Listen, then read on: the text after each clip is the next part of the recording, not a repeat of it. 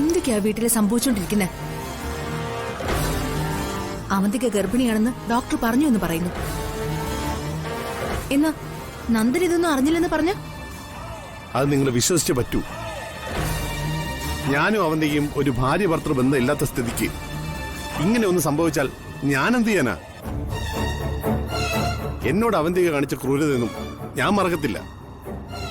എന്റെ മരണം വരെ ആ ഓർമ്മകൾ എന്നെ വേട്ടയാടുകയും ചെയ്യും. എന്റെ കൈകൊണ്ട് തന്നെ അവള് മരിക്കണമെന്ന് ആഗ്രഹിക്കുന്നവനാ ഞാൻ. അതെല്ലാം മനസ്സിൽ നിന്ന് മാറ്റി ഒരിക്കൽ പോലും ഞാൻ അവന്തികയെ സ്നേഹമായിട്ടൊന്നും നോക്കിയിട്ട് പോലുമില്ല. അങ്ങനെ പെരുമാറിയിട്ടില്ല. എനിക്കുറപ്പാ അത്. നന്ദേണ്ണ ഇത്ര ഉറപ്പിച്ചു പറയുമ്പോ നമ്മൾ ആദ്യം കരുതിയതാവും ഡോക്ടർ ശരി. നെല്ലിശ്ശേരി വീട്ടിൽ നിന്നും പുറത്താക്കൂ എന്നൊരു സാഹചര്യം വന്നപ്പോ എടുത്തി മനഃപൂർവ്വമായിട്ട് ഇതൊക്കെ ഉണ്ടാക്കി പറഞ്ഞതാവും.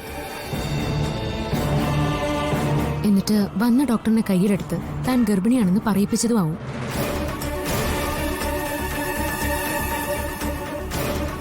എടുത്തേക്ക് നല്ലതുപോലെ അറിയാം ഗർഭിണിയാണെന്ന് പറഞ്ഞ നന്ദേണ്ണ കുഞ്ഞിനെ പ്രസവിക്കാൻ പോകുന്നവൾ എന്ന പരിഗണന കൊണ്ട് അച്ഛനെല്ലാം മറക്കൂന്ന്.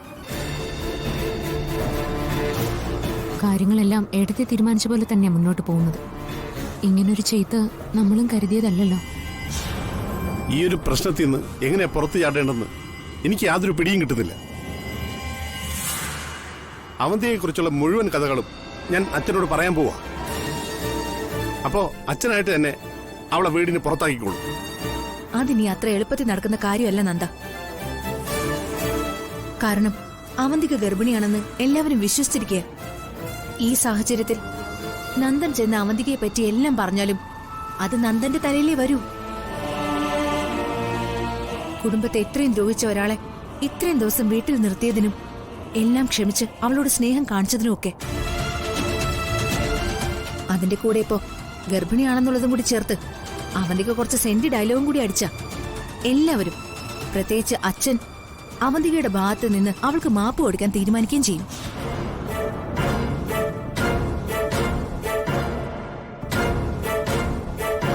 പിന്നെ എന്താ നടക്കുന്നത് ഞാൻ പറയേണ്ട കാര്യമില്ലല്ലോ. ഇതിനൊക്കെ ഒരു അവസാനം ഉണ്ടാക്കണ്ടേ സന്ധ്യയെ? ഇങ്ങനെ സ്വയം തകർന്ന് എത്ര ദിവസം ഞാൻ ജീവിക്കും?